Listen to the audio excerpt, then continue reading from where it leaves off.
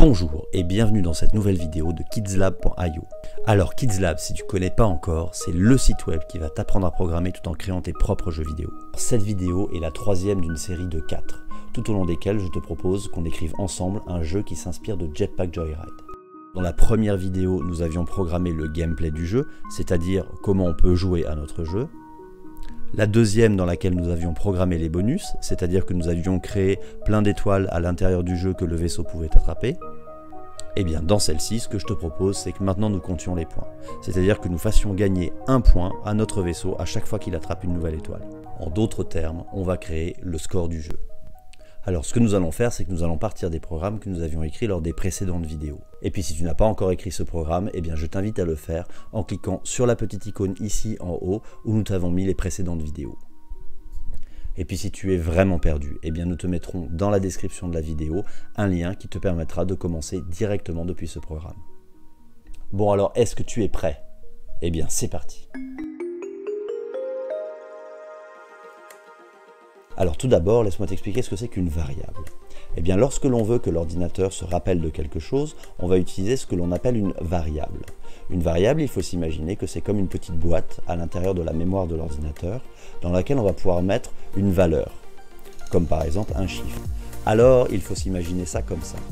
La mémoire d'un ordinateur, c'est un petit peu comme un immense entrepôt, dans lequel il y aurait des milliers de boîtes. Eh bien pour s'y retrouver, on a décidé de mettre un nom sur chaque boîte. On appelle ça le nom de la variable. Ce nom va nous permettre ensuite de manipuler la valeur qui est à l'intérieur de la variable. Du coup, pour manipuler les valeurs qui sont à l'intérieur de ces variables, on va avoir besoin de deux instructions. Une première instruction qui va permettre d'écrire dans la variable, c'est-à-dire de prendre une valeur et de la mettre dans la variable. Et d'une seconde instruction qui va nous permettre de lire la variable, c'est-à-dire de connaître la valeur qui est à l'intérieur de la variable. Imaginons maintenant que nous voulions mettre 1 dans la variable, et bien il nous suffirait d'utiliser l'instruction fixer score à 1. Ainsi, lorsque nous voudrions lire ce qu'il y a à l'intérieur de la variable, et bien l'instruction de lecture de la variable nous renverrait la valeur de 1. On peut imaginer le fonctionnement de l'ordinateur suivant. Lorsque l'on dit fixer score à 1, l'ordinateur va chercher la boîte score dans l'entrepôt de sa mémoire et va mettre la valeur 1 à l'intérieur. Et lorsque l'on demande à connaître la valeur de score, eh bien l'ordinateur va chercher dans l'entrepôt de sa mémoire la boîte qui s'appelle score et nous révèle le chiffre qui est à l'intérieur. Bon, et bien maintenant qu'on a compris comment fonctionnaient les variables, on va voir comment les utiliser dans Kidslab.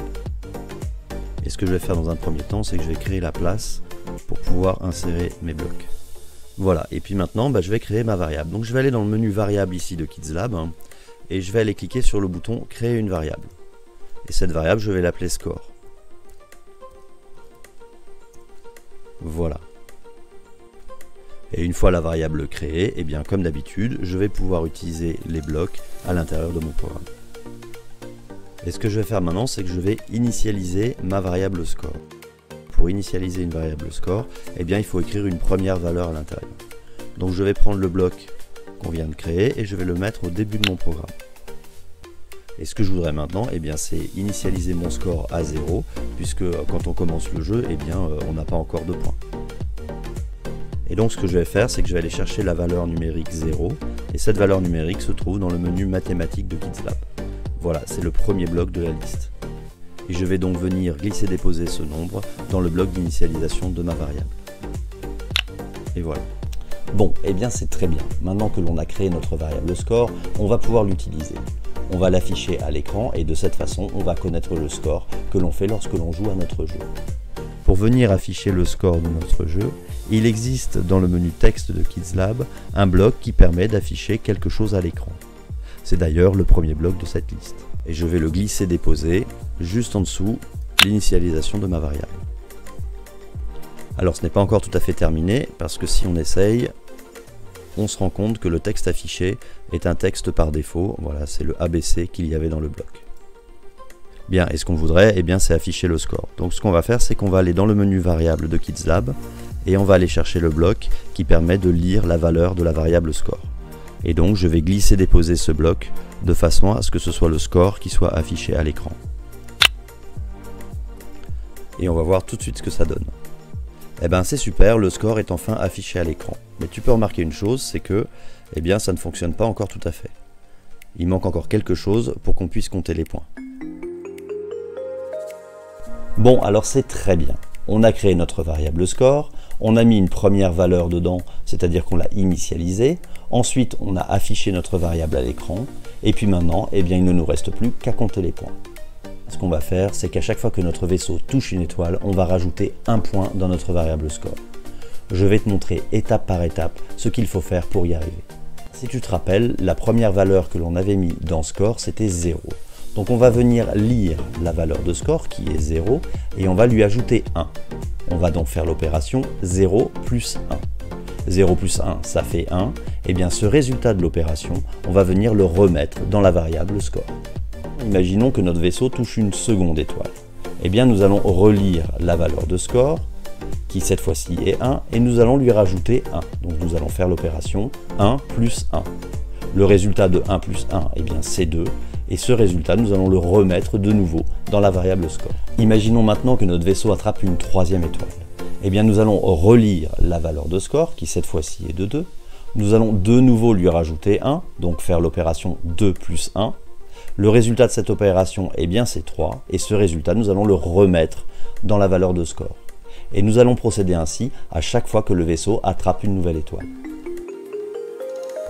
Ce que je viens de te montrer là, ça s'appelle l'incrémentation.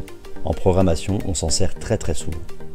On s'en sert en général pour compter, comme pour compter des points, comme on vient de le faire, ou pour compter à l'envers, comme compter la perte de vie par exemple. On peut également s'en servir pour créer des décors, et ça ce sera l'objet de la prochaine vidéo. Alors, comment va-t-on programmer dans KidsLab cette incrémentation? Tout d'abord, nous allons lire notre variable score. Et si l'on s'en rappelle, tout à l'heure, dans notre programme, nous avions fixé la valeur de score à 0. Nous lui avons donné une première valeur. On dit que nous avons initialisé notre variable score à 0.